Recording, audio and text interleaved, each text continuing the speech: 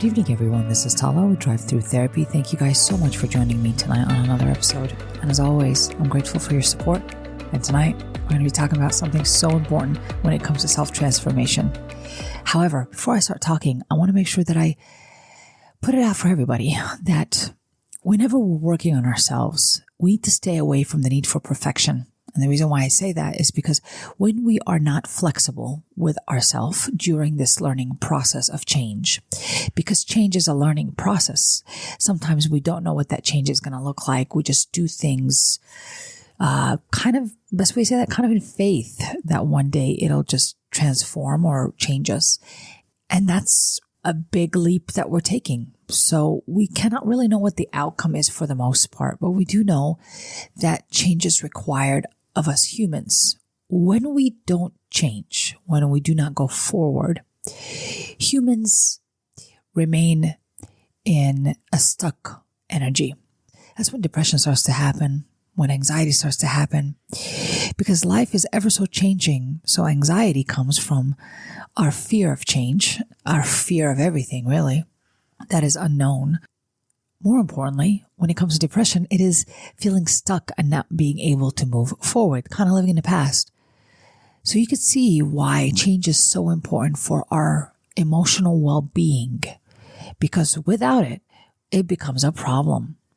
But the way to change and what we need to change is now going to get really particular. But I want to make sure that everybody knows nobody's perfect. I'm not perfect. I make mistakes every day, twice on Sunday. Actually, all humans will make mistakes, make errors, but that's how we learn. So we need to allow ourselves that space to learn with no shame and no guilt, and we just do it better next time. It doesn't have to be perfect. So this takes me to my topic, and this topic is about character. You cannot talk about change without talking about character, because character basically is the collection of traits that we all demonstrate as human beings. For each individual, they have certain beliefs, values, principles that they all follow, and the individual then responds to their life based on those values, beliefs, principles. It develops what we know as their character. So each person has a collection of these things that promotes their behavior and demonstrates the kind of character that they are. Character also refers to the quality of their ethical guiding system or their moral gauge. That's pretty important because character is very difficult to alter. It's consistent within each human, and it's different in each human. Character mostly is determined by what a person finds as a priority. For each person, what their priority may be may differ from the other person. Although we think that everybody follows the same moral gauge: do not kill, do not steal, do not cheat, but that's not the case. And people, like I said, prioritize whatever it is they've learned to prioritize, which ends up promoting their behavior, which ends up also demonstrating their character. So when you're looking at individuals, in general, character is going to be consistent, or their character is going to be consistent across the board in different areas of their life, like work, home, school, social life. It's going to be consistent. It's not going to divert too far from that. Some of the characteristics that people have that are positive include humble, kind, honest, integrity, courage, loyal, while other negative characteristics sound like arrogance, dishonesty, disloyalty, and these again are consistent across the board.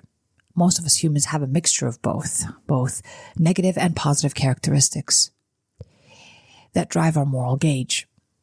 What's more important for us to know is that for each human, their character is demonstrated when they are under duress.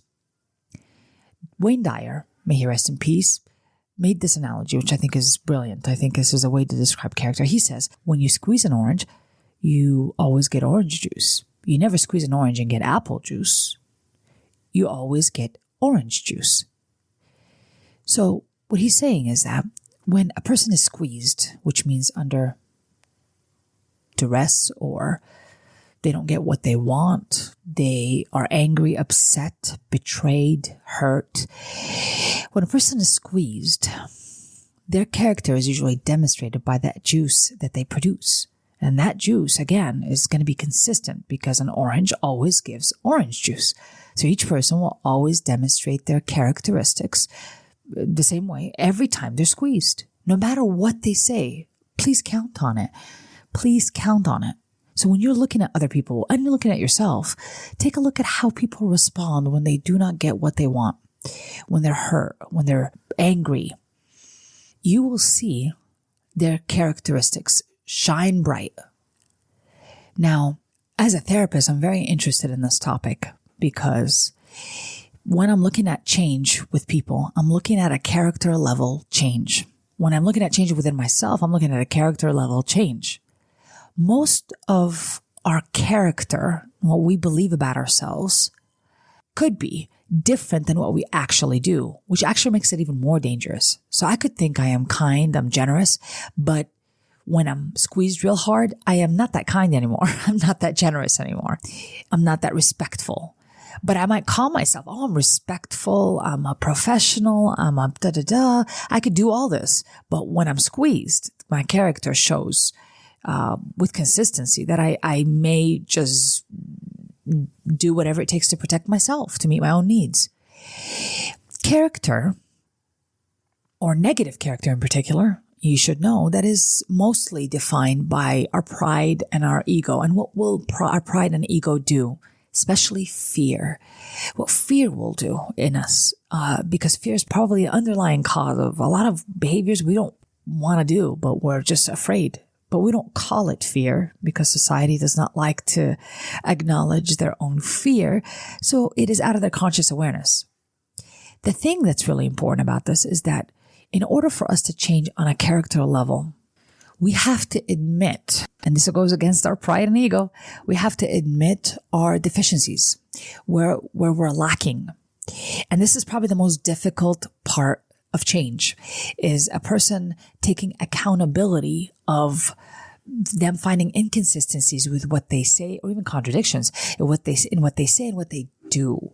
So they might say, I'm honest or I'm loyal, but they are not so honest and not loyal when they are trying to meet their own needs out of fear or hurt. They will become self-preserving. Some people might ask, Tala, does it exist where this person is squeezed real hard and they're consistently being loyal and demonstrate positive traits? Absolutely. Absolutely. That's what wonderful heroic stories are made of. We admire those people that when they're squeezed real hard, their courage shines through, their kindness shines through, their integrity, their loyalty shines through. This is what we like about heroes in general. It's not that they're afraid because they are afraid, but it's what they do with the fear that makes them heroic, that makes them memorable. Going back to character and its consistent traits within us, we have to admit and take accountability for the characteristics that are inconsistent in us. And again, it's hard to admit that about ourselves, which takes years in the making to believe that I am a fair person, a kind person, but then act in some sort of messed up way that is inconsistent with being fair, for example. And instead of me admitting that maybe I'm not fair, maybe I'm not correct about what I'm doing, instead of doing that, what we go into quickly is justifying behaviors. We go into justifying our behaviors. So there's no character change. There's no character level change when we never admit and take accountability for what we're actually doing or what we've done. So one would say that character isn't about perfection, but it is about what do you do when you don't act kindly or you don't act in alignment to what you want to become. So if I wanted to become loyal, but I acted in disloyalty, okay, that's not necessarily as big of a problem as what do I do when I find out that I've acted in disloyalty this time?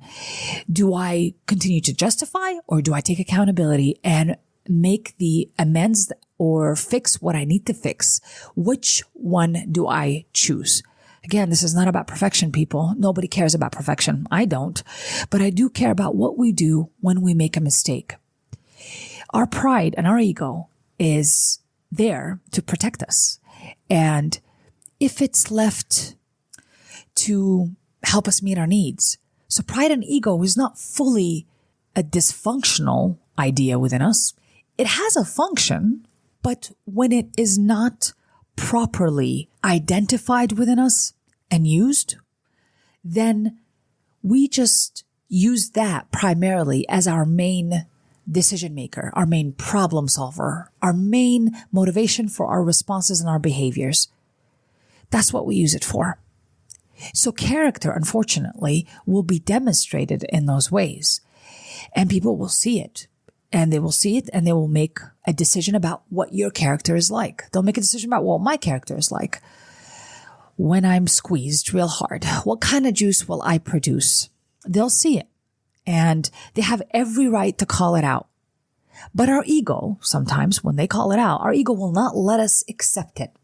Will not let us say, hey, thank you for the feedback. I appreciate it. Now I can actually work on changing it because I do want to be loyal. And so that means next time I'll be very aware what I'm about to do. And if I'm about to act in disloyalty, I will not justify that behavior. I will go ahead and align with loyalty, even if the circumstances do not match.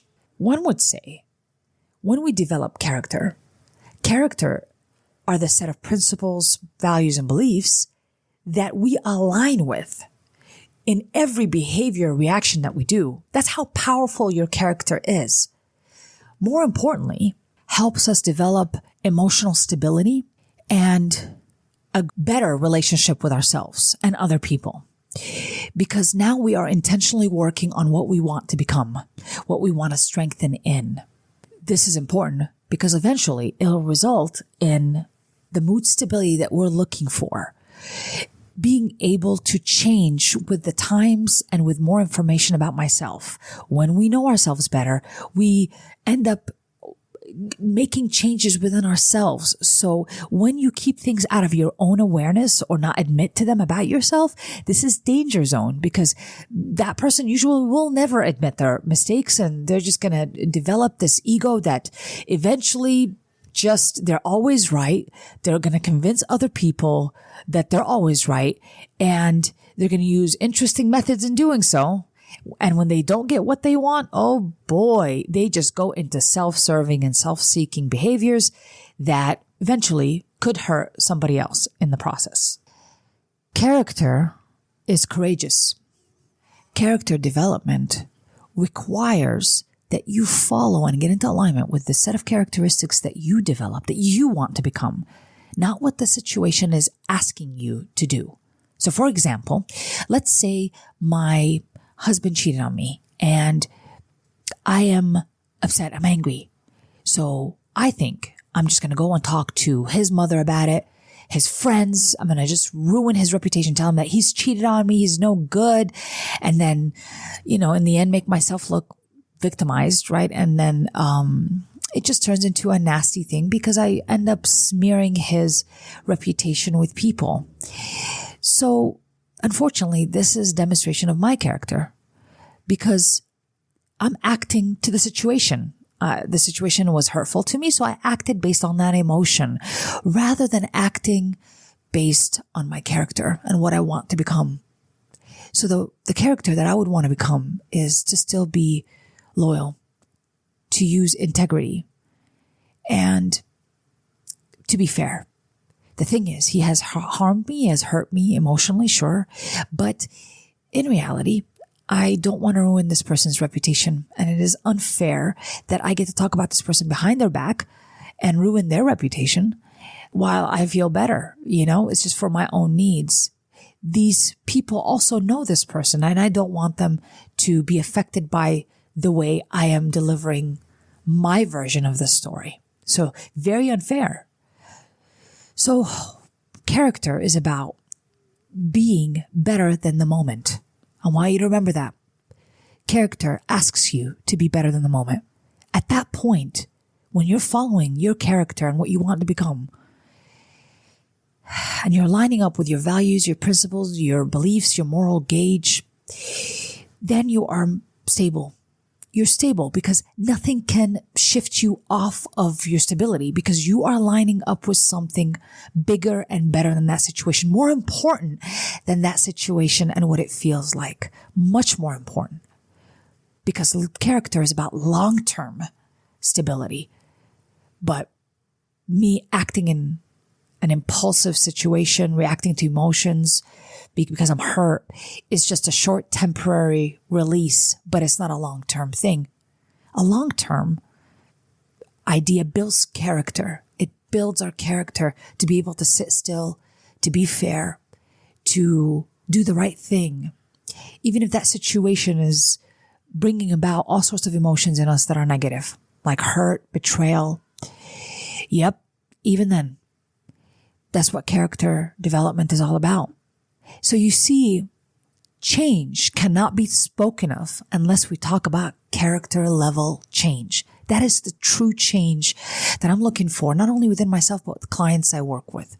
They might not know it directly that I'm looking to have character changes in them, but that's really what I'm asking for them to do, to change on a deeper level where they align with something bigger than that moment, better than that moment, something that they can always align with to maintain consistency and to eventually develop their character and their reputation with people. So it does matter. This conversation is probably the most important conversation about self-transformation and change. Change is uncomfortable. Sometimes it's painful, but that's why we need something larger to align with to help us balance what we're about to do. Temper it. Temper our thinking, guide it, because if we don't use that, and if we're not aware of what characteristics we're lining up with to develop our own character, then we are in danger of doing anything we want to do and then call it anything we want to call it and be dishonest to ourselves. And that's probably the most dangerous, is being dishonest to myself, not just other people. Other people will see my discrepancy, but I am dishonest to myself because I don't believe I have a discrepancy. Oh my God, that is the most dangerous. As homework, I want everybody to develop a list of positive characteristics or moral characteristics they want to align with, things that they are going to make sure that they remember in those moments that squeeze them tight, that hurt them, that betray them. I want them to remember those lists of characteristics because that is going to be their guide and what they're going to line up with. It's the higher cause that they're lining up with instead of lining up with the emotions of the moment, the fleeting emotions of the moment, instead of lining up with pride and ego, because we're only going to grow as far as our pride and our ego will let us grow. Depression is emotional stagnation. Let us heed the calling to act or respond better than the moment, to align with something greater and more valuable for the long term and the highest good for all. If we align with that every time, maybe a lot of things that are hurtful wouldn't happen. Maybe we wouldn't hurt one another the way we're hurting because we are thinking and aligning with not our pride, not our ego, not our fear, but with the highest good for all. And so it is very difficult to do. It is very difficult to do because you would have to be consistently aware of that. And that would be something that you would have to prioritize to work on. Because like I said, your character is about what you find as a priority. You find whatever that's important to you, that's what you're going to serve. That's what develops the character. And that's what you represent to people. When we're hurt by our partner, for example, will we hurt them back? Will we give them silent treatments? Will we be disloyal to them, betray them? Or will we serve the highest good? Will we align with something bigger and better than what we're looking at in that moment and what we're feeling in that moment? This work has to be done. It is not done by everyone because it takes a long time to say, I have a problem and the way I've been doing things has not been in alignment or representing me and my character the way I want it to represent me. But when we admit those things, we are now free to work on them. We are free to know ourselves deeply without the shame, without the guilt, and to actually work on it. Allow yourself to admit your own contradiction. In that moment, that's where you're going to save yourself. There is a moment in every situation that we come across that's squeezing us tight. There's a moment in there where I'll experience fear, distress, hurt, betrayal. In that moment, I want to do something about it. And in that moment, I want us all to choose to align with something that is more important than this moment, something that means a lot to me and that serves the highest good for all. If we don't do that, then we're going to react. But there's another important moment that if we do react and the person reacts back, at any moment, we can admit that what we've done is wrong. We can correct it from that moment if we don't justify. Everybody goes through that moment. Make this your cue to stop and reflect about what you're about to do and who you're about to become. Because this situation, we cannot blame other people or the circumstances in front of us with how we behave. We are going to take full credit for how we behave. So we cannot blame other people. We know this deep down inside that we really can't blame our partners for us treating them this way, cussing them out, doing whatever, right? We can't really blame them for the stuff we've reacted and done. We cannot blame them. We have to take responsibility for that. And if I continue to blame them, I lose power and control over myself. And that means I would have to fix them, change them, convince them, argue with them. And that will only result in more heartbreak and more disappointment. And it'll be a cycle because I will not admit that I'm causing a problem and that I'm inconsistent in the way I behave and that I might not be fair and I might not be as kind as I thought I was. But if we don't admit it and then we just double down in order to justify our bad behavior, then all we're going to do is stay stuck and stay the same. And it's just going to feel terrible. Your relationship with yourself, my relationship with myself is going to get worse and worse because I will not admit or take accountability for what I've done wrong. And I just simply will not correct it. I'll just excuse it and I'll blame other people for it. And I'll keep doing the same thing over and over again and I will not grow. So you can see where this is cyclical and it will just result again in just disappointment and heartbreak. And sometimes we are under the illusion that maybe I can change a person on this deep level character change. And it's impossible to do that. We cannot, as humans, cannot change another human that way. The only way a person can change on a character level is if they decide to admit the hardest things about themselves. They have to admit it about themselves and then do the work to line up with new character traits that they want to line up with.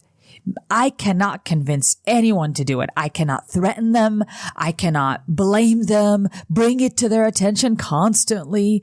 And you don't know how many times I see that with couples. A lot of times they blame each other and they say, well, if I fix my partner, I'll get healthier. If they do this, I'll be better. And they're not in charge of how you react. You are, as an individual, in charge of how you react. And they're in charge of how they react. And if the person that you're looking at demonstrates character traits that are not very kind, loyal, does not demonstrate integrity, that's what they're showing you. We cannot change this information. It stays as it lays. We cannot change it. They are that way. Now, the question is, what would you like to do with the collection of data that you just collected about this person? What would you like to do with that? And most people will not want to deal with this in that way. They don't want to admit to themselves that this is the person that they're dealing with. They might be disloyal. They might not be a good listener. They might not be empathetic. That's who they're dealing with, but they don't want to admit it to themselves. So what do? We try to make our partner, our friend, our boss even change because they should be a certain way. They should act a certain way.